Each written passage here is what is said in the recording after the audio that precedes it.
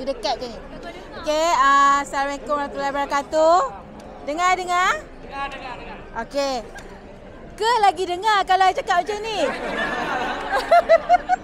I cakap macam ni lah kan? Tutup. Suara I memang lagi kuat daripada pakai mic tadi kan? Okey. Diorang suka lah, excited dengar saya nak cakap ni daripada tadi lah. Okey lah.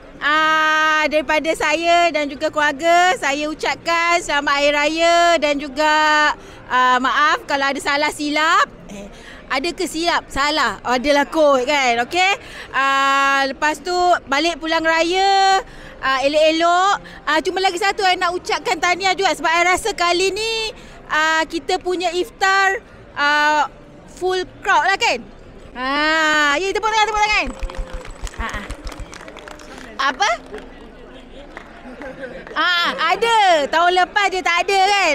Yang tak ada pun kali ni Wirda sebab dia ni kan. Jarang ni nak dapat tak ada penuh macam ni tau. Selalunya kadang-kadang ada tergelincir kan. Tapi kali ni macam seronok betul ai. Seronok.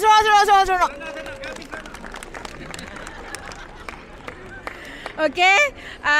So besok pun tak ramai juga yang ambil cuti awal. Rasanya ada 1-2 orang saja.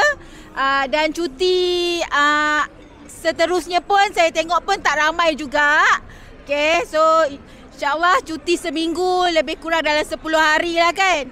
So gunakanlah, manfaatkanlah betul-betul bercuti bersama keluarga.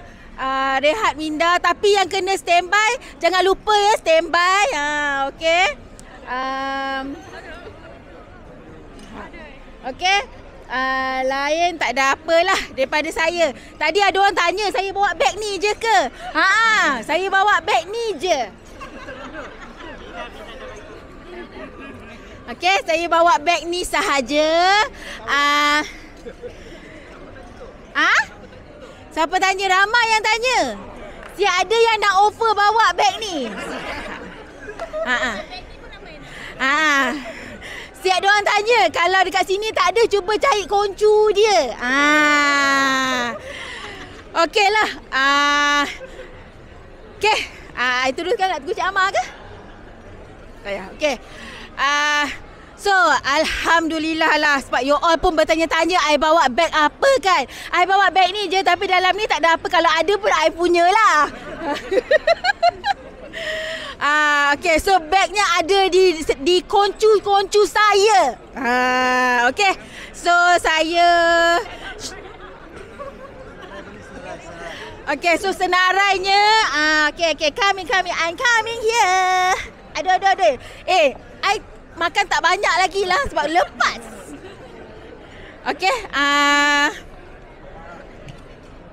okey, kita mulakan. Okey, insya-Allah alhamdulillah tahun ni seperti biasa ada sedikitlah sumbangan duit raya daripada syarikat kepada anda semua, okey?